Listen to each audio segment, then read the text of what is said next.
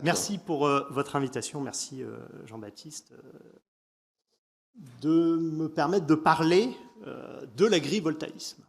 Alors, l'agrivoltaïsme, qu'est-ce que c'est déjà? C'est un néologisme qui est créé par l'association de deux mots, aguerre, le champ, on a l'habitude, et volta, qui est l'unité de tension électrique qui vient du physicien italien Alessandro Volta. Et on doit le terme agrivoltaïsme même à un chercheur de l'INRAE, Christian Duprat, qui l'a utilisé pour la première fois en 2011 dans une de ses publications. Nous voilà 12 ans plus tard, et le concept fait une entrée, je dirais, remarquée dans le monde du droit. Alors les champs deviennent, avec la loi, électriques, mais le débat aussi. Est-ce un nouvel Eldorado pour une agriculture en crise? Est-ce le dévoiement du métier d'agriculteur qui est en principe de nourrir la population? Et est-ce qu'on ne marche pas sur la tête en voulant poser des panneaux dans les champs et faire de l'agriculture sur les toits? Comme toute innovation technologique, l'objet ici suscite fascination et fantasme. Alors on ne découvre pas l'existence du couple agriculture et photovoltaïque. Je dirais que ce couple, avant de devenir complètement fusionnel, il avait déjà une longue relation derrière lui. Rappelez-vous, initialement, c'est sur les toitures des bâtiments des fermes que les panneaux ont été posés et on demandait alors au droit de gérer des questions de compatibilité entre des activités de nature différentes. Ça a été bien expliqué déjà ce matin. Mais l'aventure a tourné un petit peu plus au conflit quand les projets ont cherché à couvrir les champs eux-mêmes. En 2009, déjà, on a une circulaire du ministère qui déconseille fortement l'implantation de projets au sol dans les zones agricoles. Là-dessus arrive la loi de modernisation de l'agriculture du 27 juillet 2010 qui tâtonne là aussi. Elle nous dit que des équipements collectifs au sol sont possibles s'ils sont compatibles avec l'exercice d'une activité agricole et ne portent pas atteinte à la sauvegarde des espaces et des paysages. Ces critères ont été par la suite affinés par la jurisprudence du Conseil d'État. Je cite le Conseil d'État. L'installation en zone agricole doit permettre l'exercice d'une activité agricole significative sur le terrain d'implantation du projet et au regard des activités qui sont effectivement exercées dans la zone. C'est un arrêt du 8 février 2017 qui fait jurisprudence. Rebelote avec la loi climat d'août 2021. Ici, le code a dit pas d'artificialisation quand l'installation n'affecte pas durablement les fonctions écologiques et agronomique du sol et qu'elle est, là encore, compatible avec l'exercice d'une activité agricole sur le lieu d'implantation. On avait donc une doctrine qui semblait bien implantée dans notre droit, mais malgré elle, on était confronté à deux grandes difficultés. La première, un plafond de verre, ce qui est un comble quand même pour la filière, qui n'arrive plus à trouver des surfaces disponibles pour implanter les installations et qui se heurte à des résistances vraiment sur le terrain. Et puis, d'autre part, l'apparition de méga-projets, c'est la mode des mégas, à certains endroits qui, sous prétexte de compatibilité, font en réalité concurrence à l'agriculture locale. Alors, comment ne pas tomber dans ces deux écueils, et du blocage et du gigantisme, grâce à l'agrivoltaïsme? Plus que la simple juxtaposition de l'agriculture et de la production solaire, le concept prône ici la synergie et le service mutuel. La promesse, c'est de protéger les terres agricoles, leur potentiel agronomique, et d'en faire aussi des sources d'énergie renouvelables. Cette promesse, elle prend du sens avec la nouvelle donne climatique, puisqu'elle nous impose impérativement de réduire les émissions de gaz à effet de serre, mais aussi de nous adapter à un temps qui va être plus chaud. Et là-dessus, les études scientifiques qui commencent à être livrées, des résultats, ont montré que l'agriculture, parfois, marche mieux à l'ombre, ou en tout cas, pas plus mal.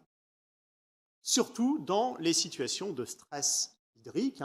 On note une réduction de l'évapotranspiration des plantes, le maintien d'un taux d'humidité plus important, la protection contre des risques de gel et de grêle. Tout dépend, bien sûr, de chaque contexte.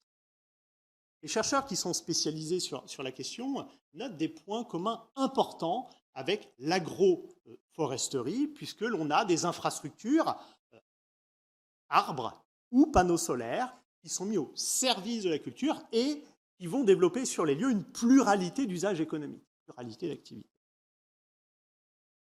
Je dirais qu'au plan philosophique, si on va plus loin, l'agrivoltaïsme nous permet de repenser la notion de partage, non plus matériellement, mais à travers les fonctions que rendent les biens, en temps de rareté des ressources naturelles, terre, eau, biodiversité.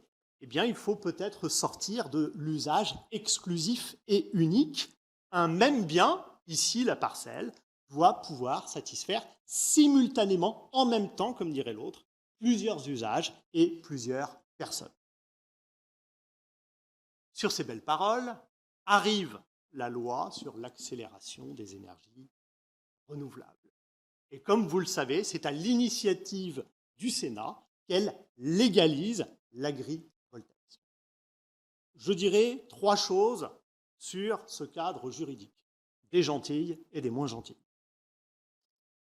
Premier point, c'est un cadre qui est conceptuellement innovant et original. Ce sera le premier. Deuxième point, c'est un cadre qui demeure ambivalent, je dirais en clair-obscur. Troisième point, c'est un cadre qui est très largement inachevé. C'est un droit en l'état futur d'achèvement. Premier point, s'il vous plaît, dessine-moi un projet agrivoltaïque. C'est ce que le Petit Prince, ici, aurait tendance à demander aux législateurs. Mais revenons à nos moutons. La loi, ici, reprend, dans les termes, un concept qui vient du monde de la recherche. Retour en arrière, en 2018, la Commission de régulation de l'énergie parlait déjà d'un cahier des charges pour le photovoltaïque innovant, et celui photovoltaïque innovant qui permettrait de coupler une production photovoltaïque secondaire à une production agricole principale. On retrouve ce caractère accessoire ici. Mais c'est surtout l'ADEME, dans une étude du 27 avril 2022, qui dresse, je dirais, le portrait robot de l'agrivoltaïsme. Et ces traits de ce portrait se retrouvent dans la nouvelle définition légale que voici. Nous sommes à l'article L314-36 du Code de l'énergie, nouveau, qui nous dit que les modules situés sur une parcelle agricole contribuent durablement à l'installation, au maintien et au développement d'une production agricole. Il faut noter qu'il s'agit d'une véritable inversion par rapport au passé, où le sol agricole était davantage asservi à la production énergétique. C'est désormais l'agriculture qui mène la danse du soleil. La définition générale de la loi est complétée, je dirais, par des critères précis de qualification de l'agrivoltaïsme. On a des critères positifs ou qualifiants et on a des critères négatifs ou disqualifiants. Commençons par les critères qualifiant l'agrivoltaïsme. À ce titre, la loi identifie 2 types de services qui sont à cumuler. Il y a d'abord les services directs à la parcelle. Il faut aussi prendre la parcelle au sens biophysique, et pas que cadastral, en tant qu'écosystème agricole. L'installation agrivoltaïque doit rendre au moins un service parmi ceux listés par la loi. Je les rappelle, amélioration du potentiel et de l'impact agronomique, adaptation au changement climatique, protection contre les aléas, amélioration du bien-être animal. Ces services peuvent apparaître un peu larges au premier abord. Si je prends la protection contre les aléas, de quels aléas s'agit-il ? climatique, sanitaire, économique. Allez, prenons un petit exemple qui en énerveront certains, qui ne sont, à mon avis, pas présents dans la salle. Comment qualifier l'installation d'une méga centrale solaire flottante sur une méga bassine? Agrivoltaïsme ou pas agrivoltaïsme? Double de manifestants ou pas par rapport à Sainte-Soline? En fonction des précisions que le décret apportera, on pourra en dire plus, se prononcer. Est-ce que l'exigence d'un seul bénéfice est suffisamment rigoureux ou au contraire trop laxiste? Si je prends par exemple le taux d'humidité sous les panneaux, il sera assez facile à satisfaire. Il y a ensuite, autre service, les services indirects à l'agriculteur cette fois. L'installation doit lui garantir une production significative et un revenu durable issu de cette production. Une méthodologie doit venir, précisée par décret, doit venir affiner ces deux aspects. Par exemple, la production significative, on peut se demander si elle sera appréciée en tant que telle par rapport à la configuration de l'installation ou en comparaison avec une production voisine qui est faite en plein soleil. Quant au revenu, la loi a bien fait de nous dire que c'était le revenu issu de la production agricole. La loi évite ainsi que la lucrativité énergétique se substitue à la rentabilité agricole. Voilà pour les critères qualifiants, positifs. Mais il y a aussi des critères disqualifiants qui viennent nous dire ce que n'est pas l'agrivoltaïsme. C'est aussi important que ce qu'est. Ces critères disqualifiants tiennent d'une part aux caractéristiques intrinsèques de l'installation. N'est pas agrivoltaïque le projet qui est physiquement irréversible. La centrale, autrement dit, doit toujours être démontable sans dommage pour une remise en état des lieux. L'exclusion vaut aussi pour le projet qui ne conserve pas à l'agriculture une place principale. Prépondérance de l'agriculture qui peut s'apprécier, nous dit la loi, au regard du volume de production, du niveau de revenu ou de l'emprise au sol. Je suppose que ce sera le décret qui le dira. L'idéal serait quand même d'arriver à combiner l'ensemble de ces éléments et de ne pas s'arrêter à un seul élément. Si je prends le revenu, par exemple, ne retenir que ce critère-là pourrait systématiquement disqualifier les projets, car on sait que ce revenu est fluctuant et en tout cas moindre par rapport à des revenus liés à une rente foncière. La loi considère enfin comme critère discriminant les caractéristiques extrinsèques du projet. Pas d'agrivoltaïsme si les installations impactent les services qu'elles sont censées rendre au sol. Alors, on vise ici l'atteinte substantielle à un des services ou une atteinte limitée à 2 services en même temps. Cet élément va donc conduire à réaliser une évaluation systématique des effets positifs comme négatifs des projets. Si le fait de remplir l'un des services sert pour la qualification, il faudra vérifier aussi les dégâts sur les autres services. Prenons un exemple, on peut avoir une installation qui permet l'amélioration du bien-être animal, mais qui porte une atteinte substantielle aux qualités agronomiques du sol. Dans ce cas-là, il ne sera pas agrivoltaïque. Ce seront aux porteurs de projets d'apporter ces différents éléments de preuve dans leur dossier de demande d'autorisation. Il me semble que tout l'enjeu de la réforme est d'opérer une distinction maintenant qui est fondamentale entre l'agrivoltaïsme proprement dit et les installations seulement compatibles avec l'exercice d'une activité agricole. Pour ces installations compatibles, il faut que l'agriculture soit théoriquement possible, mais elle n'est pas exigée.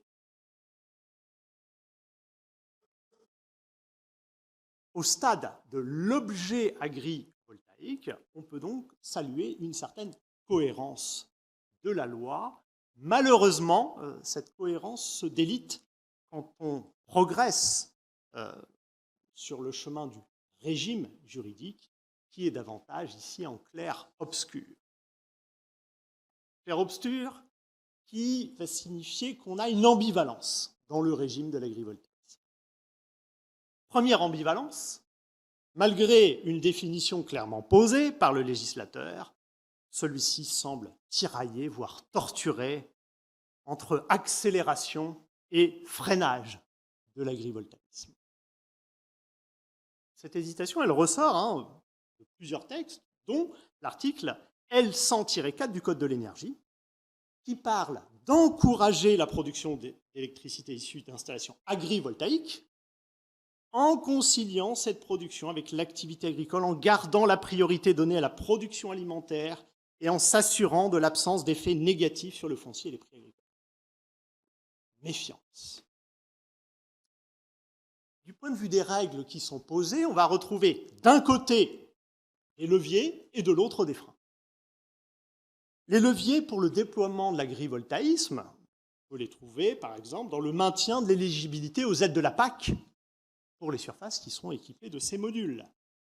Il y a aussi le caractère qui est automatiquement nécessaire à l'exploitation pour l'obtention d'un permis de construire. Vous savez que c'est un critère essentiel pour obtenir un permis de construire en zone agricole. Pour l'agrivoltaïsme, c'est automatiquement nécessaire.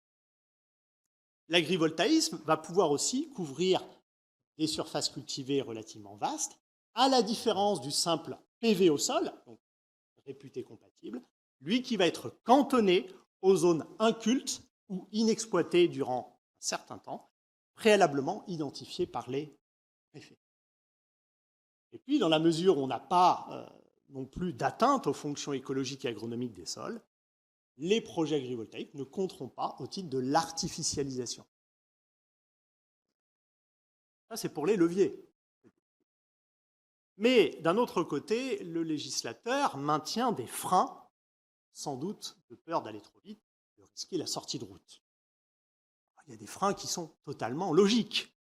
Je pense à l'interdiction des ouvrages nécessitant des abattages d'arbres en zone boisée, seulement à partir de 25 hectares. On aurait pu même être plus rigoureux. Mais il y a deux entraves qui se discutent davantage et interrogent. La principale, c'est la nécessité d'obtenir un avis positif conforme de la fameuse CDPENAF, Commission de la préservation des espaces naturels, agricoles et forestiers.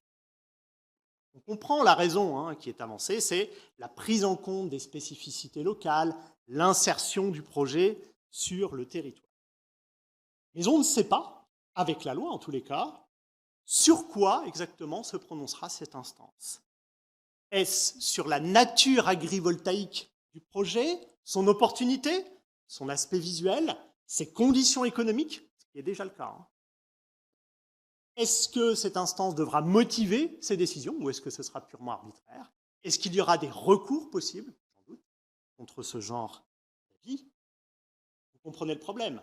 Si on s'échine à poser des critères objectifs de l'agrivoltaïsme, à quoi cela sert-il si ce sont des considérations purement subjectives qui, à la fin, l'emportent? Le risque, c'est que, comme pour les éoliennes, on ait des disparités territoriales extrêmement importantes. L'autre obstacle, c'est la soumission des projets agrivoltaïques au mécanisme de la compensation collective agricole. Ce régime exige une étude spécifique préalable, ainsi que des mesures d'évitement, de réduction et de compensation des effets négatifs sur l'économie agricole du territoire. On comprend que ces règles sont issues de compromis politiques, mais elles trahissent un certain malaise. Elles mélangent la nature même du projet, agrivoltaïque ou pas agrivoltaïque, et les conséquences réelles de son implantation. Et la question qu'on doit se poser, c'est si un projet répond en tout point aux critères agrivoltaïques, donc sans aucune artificialisation des sols, ni changement de destination, est-ce que les garde-fous que je viens de vous citer sont les bons, puisque ce sont des garde-fous qui sont uniquement prévus pour les cas d'artificialisation? Il n'y avait pas d'autres règles. En revanche, malgré malgré tout cela, la loi n'a pas prévu de restrictions particulières concernant l'environnement plus large du projet. Vous le savez sans doute, pour les éoliennes, la nouvelle loi recommande de tenir compte du nombre des installations déjà existantes sur le territoire ou encore de prévenir les effets de saturation visuelle. On n'a pas ce genre de contrainte avec l'agrivoltaïsme. Agrivoltaïsme, ma collègue, qui reste quand même soumis au droit commun, au droit général de l'urbanisme et aussi au régime des troubles anormaux de voisinage. Mais des règles plus spécifiques à cette technologie ne sont pas encore à l'ordre du jour. Pour cause, il n'y a pas encore d'installation très développée dans le paysage. On ne sait pas si, de par la physionomie, celles-ci seront source ou non de litiges avec le voisinage. Peut-être, après tout, qu'elles ne seront pas pires que tout un tas de constructions qui défigurent déjà notre paysage. Vous savez, les goûts et les couleurs. Deuxième ambivalence du régime, pour laquelle, cette fois-ci, la loi est complètement innocente. Et on revient à des aspects qui ont été développés ce matin, c'est la dualité juridique de l'agrivoltaïsme. Même si on nous dit que les modules sont une composante structurelle de l'exploitation agricole, ils n'entraînent pas de fusion des activités économiques. C'est bien la différence avec la méthanisation. Il demeure ici, sur place, deux activités, l'une agricole et l'autre en principe commercial. Du coup, la production d'électricité va rester régie par des normes énergétiques et commerciales, avec des étincelles possibles au contact du droit rural, fermage, société agricole, fiscalité. Et parmi les inconnus de l'équation agrivoltaïque, je vous en cite une, quand l'agriculteur va toucher des revenus de la part de l'énergéticien pour continuer à produire sous les panneaux, quelle nature vont avoir ces sommes? Est-ce qu'il va s'agir de sommes civiles, de sommes commerciales, en raison d'une prestation de service que l'agriculteur rendrait? Et est-ce que ces sommes vont être compatibles avec la structure existante agricole, sa société agricole?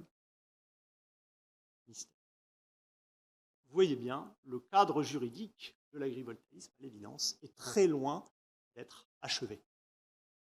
C'est mon troisième point, un droit en l'état futur d'achèvement.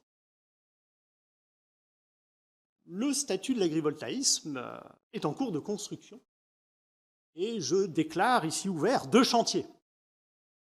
Premier chantier, un ou des décrets, on va voir, pour compléter la base légale. Je dirais que ça va être le dernier étage de la fusée pour qu'elle décolle. Deuxième chantier, l'organisation de l'exploitation, je dirais le câblage juridique pour que l'ensemble puisse fonctionner. On va commencer par la réglementation, parce que là on était sur la loi. On va descendre au niveau du décret, la réglementation, pour le meilleur et pour le pire. La loi confie à un décret deux grandes tâches. En premier, affiner les contours de la notion d'agrivoltaïsme. Le décret va devoir préciser la nature des services rendus à la parcelle, ainsi que les critères d'une production significative et d'un revenu durable. En second, le décret devra fixer les modalités d'implantation des panneaux, mais aussi le suivi et le contrôle de leur fonctionnement. Et il me semble que pour respecter la loi, il faudra bien dans les décrets respecter ces deux registres. Qualification d'une part, régime d'installation d'autre part. Attention à ne pas tout amalgamer, à bien différencier les aspects du projet et à ne pas faire un globi-boulga de tout. La réglementation sera certainement tentée d'ajouter à la loi un certain nombre de conditions. Sur le volet territorial, sur le volet économique, sur le volet social.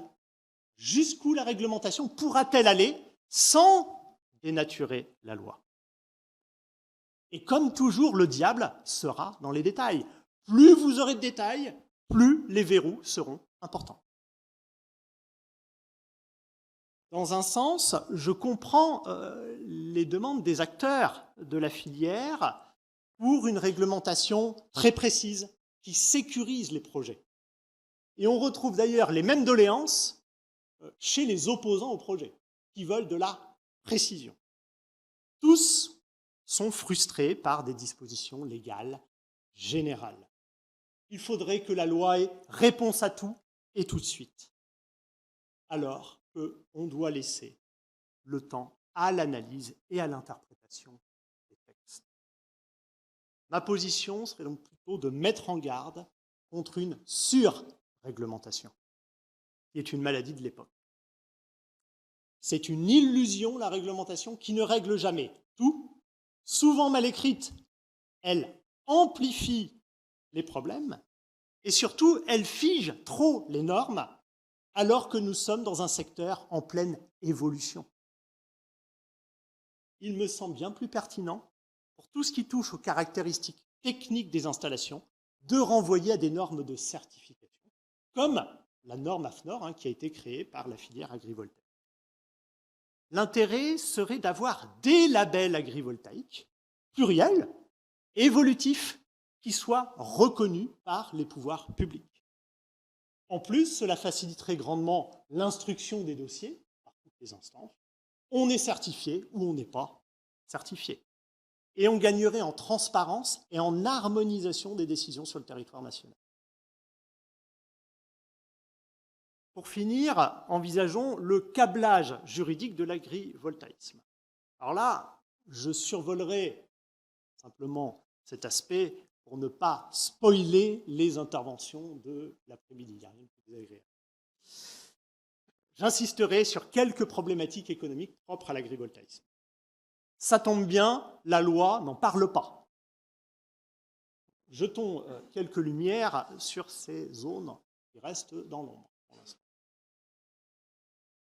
Ça a été déjà un petit peu soulevé ce matin. Quelle place pour les agriculteurs dans les projets? Quelle sécurisation pour ceux qui cultivent sous les panneaux? Le bail rural est-il, en la matière, le seul outil solide? Quel autre contrat, sinon, on peut imaginer? Faut-il un seul modèle contractuel, à l'image d'un bail agrivoltaïque? Ou est-ce qu'il y a de la place ici pour la diversité contractuelle? Ensuite, quelle collaboration entre le producteur agricole et le producteur solaire, car ils seront deux la plupart du temps. Il faut, me semble-t-il, absolument de la flexibilité dans leurs relations, au cas où les choses ne tournent pas comme prévu. Imaginez des pertes de rendement. Imaginez des panneaux qui finalement ne sont pas bien positionnés, pas bien pilotés. Il faut que les parties puissent, à travers des clauses de revoyure, rediscuter des termes du contrat, adapter ceux-ci, renégocier les termes, les obligations. Je continue. Quel partage entre le propriétaire foncier et l'exploitant, lorsque ce sont deux personnes différentes, de la rente foncière qui est versée par l'opérateur énergétique. Je précise qu'il y a déjà sur le terrain des schémas contractuels où chacun a le droit à sa part du gâteau. Donc c'est possible. Ce sont les CDPNAP d'ailleurs qui l'exigent. En outre, et ça c'est un point aveugle de la loi, que se passe-t-il si, à un moment donné, l'agriculteur cesse de cultiver sur les panneaux? Il jette l'éponge, il prend sa retraite. Est-ce qu'on démantèle l'installation? Est-ce qu'on doit à tout prix trouver un autre exploitant? Qui assume financièrement ce risque? Pour l'instant, les opérateurs énergétiques ne sont pas prêts à assumer ce risque. Bien trop important. Un rôle majeur du décret sera d'assurer le suivi dans le temps des critères agrivoltaïques. Agrivoltaïque un jour, agrivoltaïque toujours. Du moins tant que les installations sont là. Pas toujours, parce que les autorisations sont temporaires. La certification, ici, ainsi que son contrôle régulier sont une piste à envisager. Enfin, et ça reviendra dans le débat, quelles incidences sur la transmission des fermes et le prix du foncier qui est équipé par les installations? Alors là, avant d'hurler avec les loups ou de crier aux loups, je crois qu'il faut d'abord savoir qui investit, qui est propriétaire de quoi et qui transmet quoi. Et quand on a une analyse un petit peu plus fine, on se rend compte que les réponses ne sont pas du tout univoques. Tout dépend des schémas. Alors, est-ce qu'il faut légiférer sur tous ces sujets ou est-ce qu'il faut laisser faire la pratique?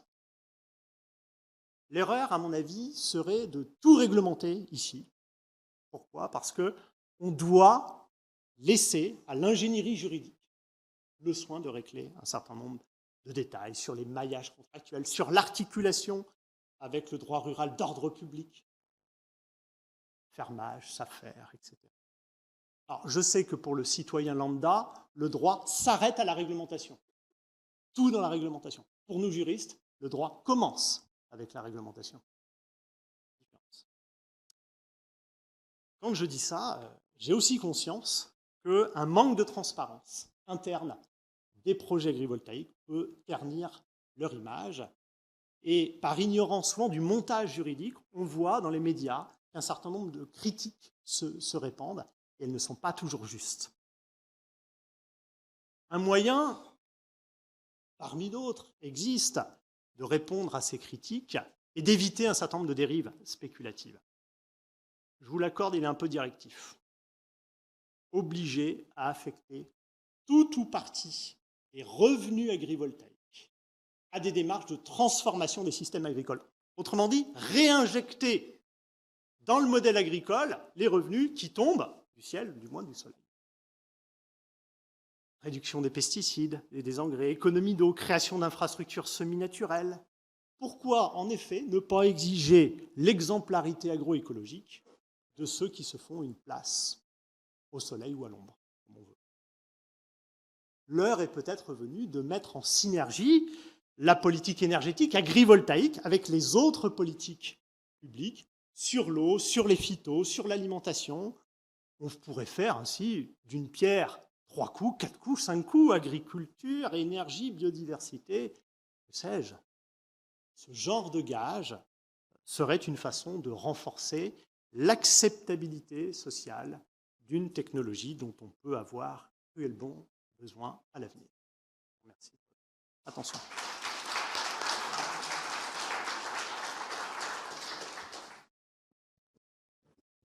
Je peux rester une petite minute, Benoît, pour quelques questions. Ah bon? Sur scène.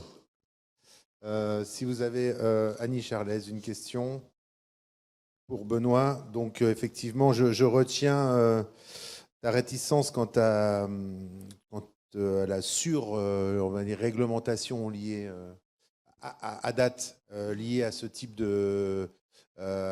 d'organisation entre agriculture et agrivoltaïsme, c'est-à-dire que tu crains que dans le décret, donc dans la phase réglementaire, il puisse y avoir effectivement un excès d'exigences non posées par la loi qui puisse effectivement déjà contraindre les projets, ce qui ne serait pas un gage, et ça résonne avec ce qu'a dit M. Daval en introduction, un gage de développement dans les années à venir. Et puis, laissons les acteurs utiliser l'ensemble de l'arsenal, de notre arsenal juridique pour essayer de trouver des solutions sur le terrain dans ce qu'il s'agit des modalités d'implantation des panneaux. Alors, j'ai une première question.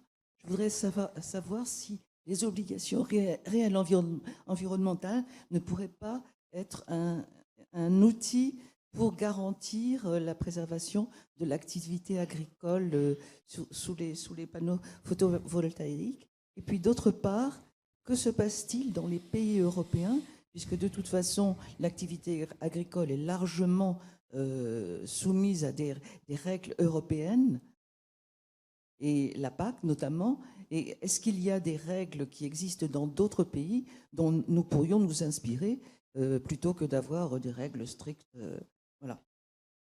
Alors, très honnêtement, sur la seconde question, je n'ai pas beaucoup d'éléments sur les règles dans les autres pays. Ils sont confrontés. On a eu une journée au Sénat la semaine dernière. Il y avait des intervenants allemands qui nous ont parlé d'agrivoltaïsme. Ils sont confrontés aux mêmes problématiques que nous. Mais ils l'ont encadré? comme nous, ou pour le Pas, moment pas ça pas de manière pas de- aussi précise. oui. Ah, ils n'ont pas Bien, ce qui me semblait. conceptualisé la grille. On est des concepteurs de... Voilà, on fait de l'innovation en France. Oui, c'est ça. Donc, ils sont confrontés aux mêmes problématiques. Entre eux, chercher à développer la technologie en encadrant de potentielles dérives. Donc, c'est toujours le même problème. Voilà. Réglementer pour avoir des critères objectifs, c'est une chose. Le risque, quand on va dans trop de précision, c'est qu'on va peut-être privilégier un agrivoltaïsme par rapport à d'autres et qu'on ne sait pas, avec le temps long, ce qui sera le plus pertinent. Donc, il faut quand même laisser de la souplesse. Et sur les ORE, je n'ai pas d'exemple d'ORE. Ce n'est pas du tout pratiqué. Maître de Lauriston pourra confirmer. Je n'ai pas d'exemple d'ORE qui sont mis en place. Sur ce type de projet-là, en plus, il faut que ce soit plutôt orienté biodiversité quand même, Oui. ORE. L'ORE ne peut pas consister en maintenir une production agricole Non. sous les panneaux. Non. C'est l'objet ici de l'ORE qui me semble en décalage avec l'objet de l'installation agrivoltaïque. Au premier abord. Au premier Voilà, abord, au oui. premier parce que abord. je pense qu'il y a Premier peut-être des Voilà. choses à voir. Et sachant qu'il faut en plus que seul le propriétaire immobilier peut souscrire l'ORE. Oui. Après, il faut trouver une place pour l'exploitant agricole, l'énergéticien, etc. Pour l'instant, on le verra cet après-midi, mais le recours au bail emphytéotique semble mieux maîtrisé par les acteurs. Benoît, j'ai une question. On a un protocole sur l'éolien, sur le partage. Oui. Aujourd'hui, à date, il y a des travaux sur un protocole, on va dire, agrivoltaïsme qui permettrait d'envisager le partage de Je pense que ça va de dans la les- rente. Ça Non, va on arriver? n'a pas de choses assez Non. aussi développées Ok. que cela. Oui, Mais c'est- on va être confronté aux mêmes problématiques, c'est-à-dire protocole pour avoir des résiliations amiables de baux. Hein, parce que, on l'a compris ce matin, hein, Oui. voilà, sur des parcelles louées via le statut du fermage, on ne va pas pouvoir... alors, c'est compliqué pour le preneur à bail, mais en plus, s'il fait jouir le bien loué au profit d'un tiers, là, ça ne marche plus. On est sur de la sous-location.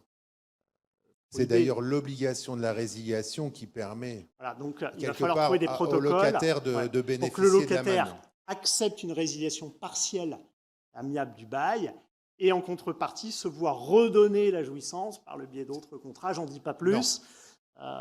Guillaume nous en voilà. parlera. Donc oui, on va être sur ce genre de schéma-là et on va être dans de la négociation, sachant que le preneur à bail pourra toucher l'indemnité de résiliation amiable plus une prochaine rémunération liée au fonctionnement même de l'installation agrivoltaïque.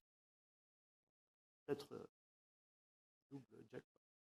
Oui, moi, Claude Domaget, donc, je reviens. C'est pour une illustration.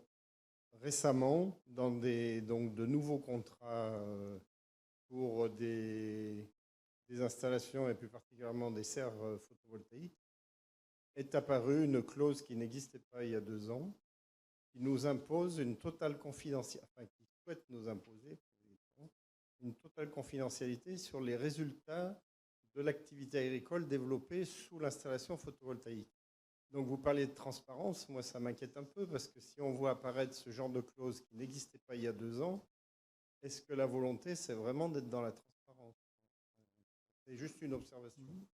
Non, très bonne remarque. À mon avis, ce genre de clause sera à l'avenir inopposable aux services qui assureront le suivi des installations. On verra ce que nous dit le décret sur ce point-là, mais transparence, il devra y avoir, et non pas confidentialité, puisqu'on est toujours sur cette production significative. Il va falloir avoir des éléments de comparaison. Donc, on ne pourra pas garder ça secret. Ça me paraît impensable. La question, c'est qu'on peut s'engager effectivement à un instant T effectivement, à faire la plus belle production du monde sous les panneaux. Quid dans 5 ans, dans 10 ans. Dans 5 ans, dans 10 ans, c'est- et quelles sanctions on peut ex post imposer? Toujours cette Oui. phase-là est complexe. Et puis on aura des services de l'administration qui ne pourront pas, enfin on le sait matériellement, effectuer ces contrôles réguliers. Donc pourquoi pas déléguer une partie de cette mission à des organismes certificateurs Oui. qui ont l'habitude, qui font ça. Voilà. Oui, j'ai relevé ce point, effectivement, l'appel des labels qui, justement, permettraient... Voilà, sous contrôle des pouvoirs publics, bien Ouais. entendu. Voilà. Ok. Jean-Baptiste, on Oui. a une question justement à ce sujet sur vous. Alors, vous mettez en avant les labels, mais comment faire pour que les règles de ces labels soient bien rédigées sans conflit d'intérêt des contributeurs? Il y a la phase, effectivement, rédaction du référentiel. Donc là, avec les acteurs privés, pourquoi pas le monde de la recherche. L'ADEME est en pointe sur ces sujets-là. Elle prévoit une méthode d'évaluation globale des projets. Donc mettre les acteurs publics et les acteurs privés ensemble pour construire des référentiels pertinents, les plus complets possibles, et des référentiels ensuite expertisés par les services du ministère qui, je dirais, labellisent les labels. Ça se fait déjà, on a déjà les CEPP qui fonctionnent un petit peu sur ce même principe. On a des dispositifs techniques qui ensuite sont validés au niveau supérieur de l'administration. On reconnaît les bénéfices de telle ou telle technique ou dispositif. Une piste. Oui. Bonjour, Raphaël Romy. J'ai une question et une gêne. C'est la soumission à l'avis conforme du CDPENAF. Quand même, sans recours, ça me paraît relativement inadmissible juridiquement, non? Aujourd'hui, il n'y a pas de recours. Ce ne sont que des avis. Oui, Ce ne sont pas des décisions administratives. Mais là, on va avoir soumission à avis conforme. Donc, à un moment donné, il faudra bien, dans une démocratie comme la nôtre, qu'on puisse contester la validité d'un refus. Ou alors, on va directement vers un blocage par une partie du monde agricole. Aujourd'hui, on a déjà des hypothèses d'avis conforme. Je pense aux zones d'appellation d'origine. On a des projets qui sont susceptibles d'artificialiser ces espaces. On a des avis conformes. Les sauf ABF erreur de ma aussi, part, non? il n'y a pas de... Les ABF? Oui, Architectes des bâtiments de France, il y a aussi des avis. Et il n'y a pas de Il n'y a recours. pas de recours. Enfin, peut-être ma collègue publiciste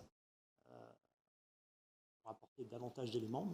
Il n'y a pas de recours sur Après, il y a des recours sur la décision administrative. Voilà. La On peut décision après administrative revenir du discuter. préfet peut bien sûr être déférée devant le juge administratif, mais l'avis en tant que tel, je crois, n'est pas une décision administrative susceptible de recours pour excès de pouvoir. Aujourd'hui, les avis ne sont pas motivés et sont opaques et relativement discrétionnaires. Je ne dis pas qu'ils sont mauvais, attention, il n'y a rien contre les CDPENAF.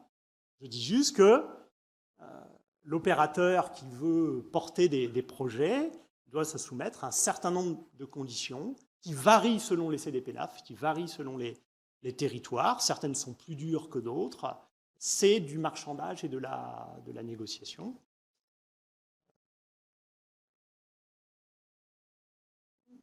Oui, alors après, il y aura le temps de l'acculturation, c'est-à-dire qu'il est prévu que les CDPENAF soient formés, qu'il y ait des guides méthodologiques pour évaluer les projets. Ça, c'est une bonne chose. Mais il ne faut pas que derrière, ce soit des considérations purement idéologiques ou politiques qui président aux décisions. Bon, voilà Une dernière question qui est posée par plusieurs personnes à distance par rapport au PSE. Est-ce que dans l'indemnité de fonctionnement du photovoltaïque, l'agriculteur pourrait avoir une rémunération sur la base d'un contrat PSE, paiement pour services environnementaux? Alors, première chose, PSE, ce n'est pas une appellation juridique contrôlée. C'est-à-dire que sous le terme PSE, on peut mettre plein de choses. Une rémunération pour un service environnemental fourni par l'agriculteur. Est-ce que ça rentrerait ici, la rémunération de l'agriculteur, dans le cadre des PSE? Je ne suis pas sûr que l'agriculteur ici va rendre un service environnemental. Le service qu'il va rendre à l'énergéticien, ça va être entretenir les installations et continuer à exploiter sur les lieux. Donc, continuer à faire ce qu'il fait déjà. Donc, je n'y vois pas là, au premier abord, directement un service environnemental. En revanche, en dehors de tout PSE, On a le contrat de prestation de service qui permet de rémunérer quelqu'un dès lors qu'il rend un service. Donc, même pas besoin de passer par le PSE pour rémunérer ici l'agriculteur. Merci Benoît.